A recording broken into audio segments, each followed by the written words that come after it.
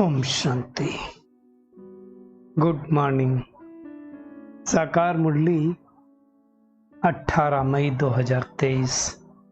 बाबा का मीठा मीठा पत्र मीठे मीठे बच्चों के मीठे मंथन के लिए। मंथन शुरू करने से पहले सतगुरु शिव बाबा की शांति भरी किरणों के नीचे बैठ जाते हैं और अनुभव करते हैं कि मैं शांत स्वरूप आत्मा हूं, शांति के सागर की संतान हूं।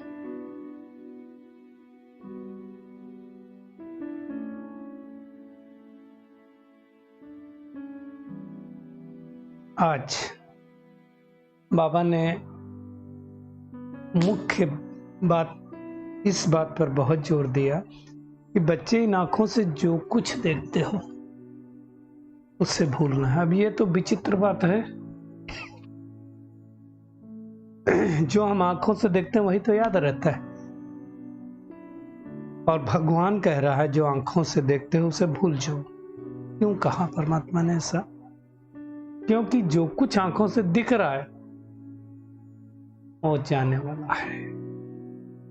शरीरधारी की याद होगी, अंतमति सो गति होती। अब अंत समय अगर कोई शरीरधारी की याद आएगी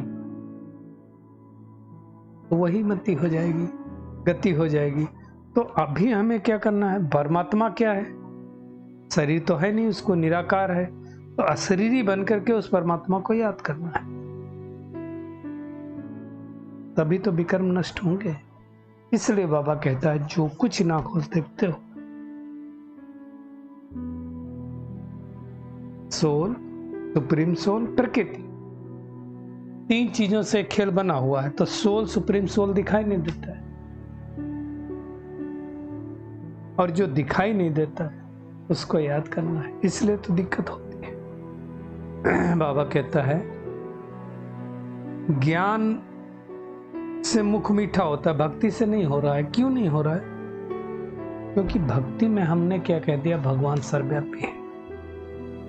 तो अब अगर सर्वव्यापी है वो पिता हमारा कैसे हुआ, और फिर उसका वर्षा कैसे मिलेगा? तो दोनों चीजें उससे खत्म हो गई।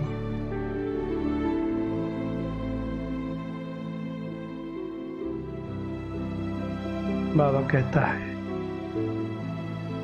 ज्ञान में क्या होता है? परमात्मा भी है तो उसका वर्षा भी है। डिफरेंस है। एक्चुअली दुनिया में लोगों ने जो सर्वव्यापी की बात की वो इससे की कि जो भगवान के बच्चे भी थे ना उस समय, वो भगवान को हमेशा अपने साथ रखते थे। भगवान की याद मेरे साथ है, दुनिया ने सर्वव्यापी कह दिया।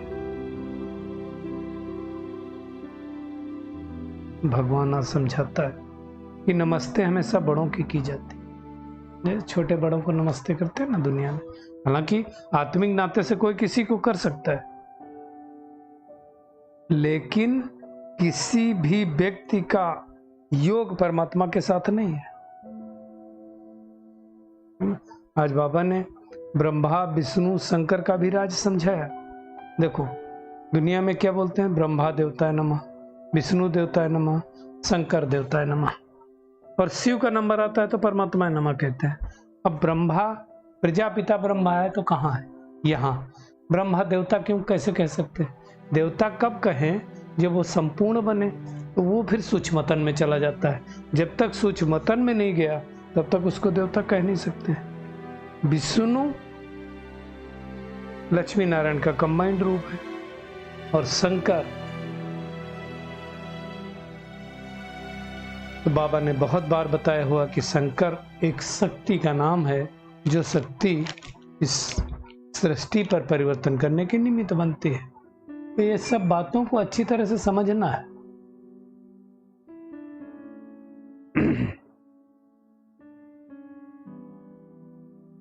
बाबा ने यह भी कहा देवताओं की महिमा अलग है, परमात्मा की महिमा अलग है। हम सब जानते हैं परमात्मा सुख का सागर, शांति का सागर, प्यार का सागर, पवित्रता का सागर है। देवताएं क्या हैं? सर्वगुण संपन्न है, 16 कला संपूर्ण है। तो ये फर्क है। प्रेसिडेंट प्रेसिडेंट होता है, प्राइम मिनिस्टर प्राइम मिनिस्टर होता है, फर्क है, सबके पार्ट अलग अलग है। बाबा ने एक चीज और कही, आर्गन्स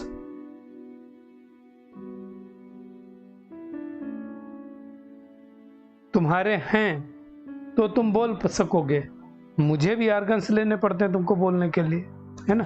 बाकी मेरा साइज और तुम्हारे साइज में कोई फर्क नहीं है, साइज दोनों का एक ही है। तो ये बातें सिर्फ बाबा समझाता और तो कोई समझा नहीं सकता। दुनिया में कसम खाते हैं गीता पर हाथ रख करके, बड़ा प्रचलन है कि मैं जो कुछ कहूंगा गीता पर हाथ रख के कसम खाओ, सच कहूंगा, सच के सिवा कुछ नहीं कहूंगा, है ना। हाजिर नाजिर समझो, भगवान हाजिर नाजिर तो है नहीं। इसलिए मम्मा को कहा जाता, जब कोर्ट में लेकर के गए तो मम्मा से कहा कि भगवान को हाजिर नाजिर समझ करके शपथ लो। मम्मा ने कहा भगवान ना तो हाजिर है ना नाजिर है, मैं शपथ नहीं लूंगी। जज ने धमकाया भी कि कोर्ट की अवमानना में कुछ भी हो सकता, बोले कुछ भी हो जाए, झूठी कसम मैं क्यों लूं, भगवान तो है नहीं है। तो निश्चय बुद्धि थी ना आत्मा, इसलिए ऐसा कर पाई। बाबा ने कहा कि देखो दुनिया में आत्मा को निर्लय समझते हैं। अब तुम सोचो, अगर आत्मा इस शरीर में है तो आत्मा में चुरफुर होती है, आत्मा शरीर छोड़ दे तो शरीर कुछ नहीं करेगा, शरीर खाएगा भी नहीं। इसलिए बाबा कहता है शरीरों से मोह मत रखो, नष्ट मोह बनो। छोड़ना तो है, ये हमारी सच्चाई तो है, शरीर तो हम छोड़ेंगे, छोड़ते ही है। अब करना क्या है, बाबा कहता है मुझे याद करो बस। उस निराकार को याद करो जिसका कोई दिखाई नहीं देता, कोई साकार स्वरूप नहीं है, इसी में मुश्किल होती। बाबा समझाता है कि आत्मा ही सुख दुख भोगती, आत्मा शरीर में है तो सुख या दुख भोगेगी, है ना। बाकी परमात्मा तो भोगता है। अकर्ता भी कहा जाता है, कुछ खाता नहीं हो, अकर्ता इसलिए कहा जाता है कि कराता है, ब्रह्मा द्वारा स्थापना कराता है, शंकर द्वारा विनाश कराता है और विष्णु द्वारा पालना कराता है। तो अब हमें क्या करना है, उस परमात्मा की मत पर चलना है। आसुरी मत पर चलते चलते तो हम नीचे गिरे। अब ईश्वरीय मत पर चलना है, क्योंकि परम धाम में परे से परे रहने वाला वो परम पिता परमात्मा आकर के जो सृष्टि का बीज रूप है ज्ञान हमें समझा रहा है। बाबा कहता है मैं तुमको अडॉप्ट करता हूँ ब्रह्मा के द्वारा। ये हमारी पत्नी भी हो गई, स्त्री भी हो गई, लेकिन संभालने के लिए चोला तो पुरुष का है, इसलिए मम्मा को मुकर्रर किया है। ये बातें समझने की है। भगवान को रचना करनी है, रचयिता कहा जाता, तो कैसे रचेगा, कैसे क्रिएट करेगा, तो ब्रह्मा द्वारा आकर के क्रिएट करता है, नहीं तो कैसे क्रिएट करे। बाबा ने कहा ये ड्रामा अनादि बना बना ड्रामा है।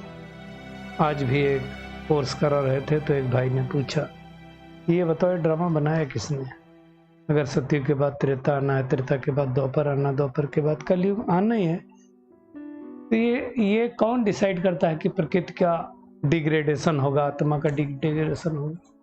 हमने एक ही बात वो भाई को बोली कि देखो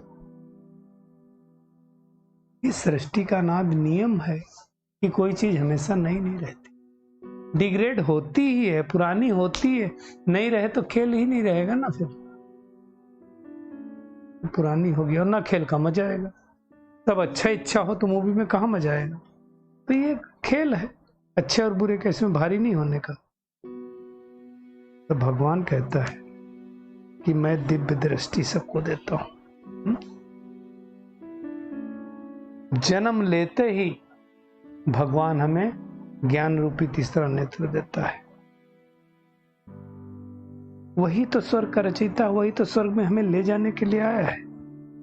अब भगवान आकर के कलयुग अंत और सतयुग के आदि के संगम युग पर एक ज्ञान सुना रहा है, तो अब हमें क्या करना है, उसके बताए गए रास्ते पर चलना है। अपनी चेकिंग करनी, क्या मैं सच में आत्मा उनके बताए गए रास्ते पर चल रही हूं,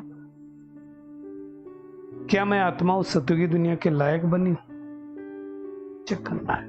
क्या मैं सच में त्रिकालदर्शी बना हूं, देवताएं त्रिकालदर्शी नहीं होते, त्रिकालदर्शी तो हम बच्चे हैं, लेकिन हम बच्चों को दे नहीं सकते क्योंकि आज हैं, कल जरूरी नहीं है कि उनके बच्चे रहें, कितने तो भागंती हो जाते हैं।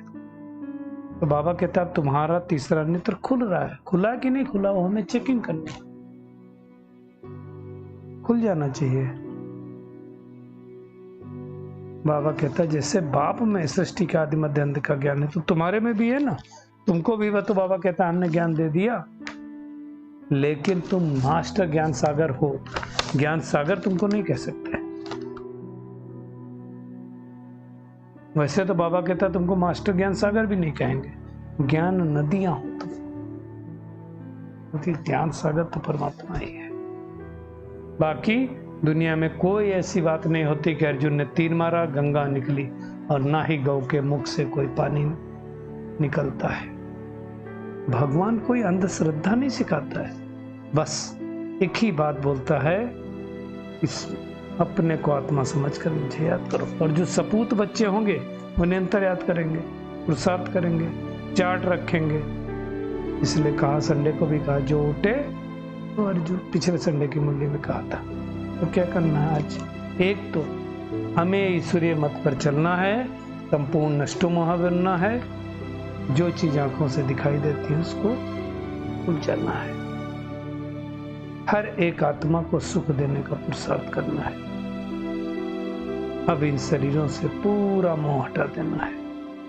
आज का बाबा का वरदान है, हंस आसन पर बैठकर कार्य करने वाले सफलता मूर्त विशेष आत्मा हो। बाबा कहते जो बच्चे हंस आसन पर बैठकर हर कार्य करते हैं उनकी निर्णय शक्ति श्रेष्ठ हो जाती है। इसलिए हंस क्या करता है, मोती चुगता है ना, तो हमें भी ज्ञान रूपी मोती चुगना है। इसलिए बाबा कहता जो भी कार्य करेंगे उसमें विशेषता समाई हुई होगी। जैसे कुर्सी पर बैठकर कार्य करते हो, तो बाबा कहता है वैसे बुद्धि रूपी हंस आसन पर रहे तो लौकिक कार्य से भी आत्माओं को स्नेह और शक्ति मिलती रहेगी, हर कार्य सहज ही सफल होता रहेगा। तो बाबा कहता है स्वयं को हंस आसन पर विराजमान विशेष आत्मा समझ कोई भी कार्य करो और सफलता मूर्त बनो। ठीक है, तो हमें क्या करना है, हंस बुद्धि बन करके ज्ञान रूपी मोती चुगना है।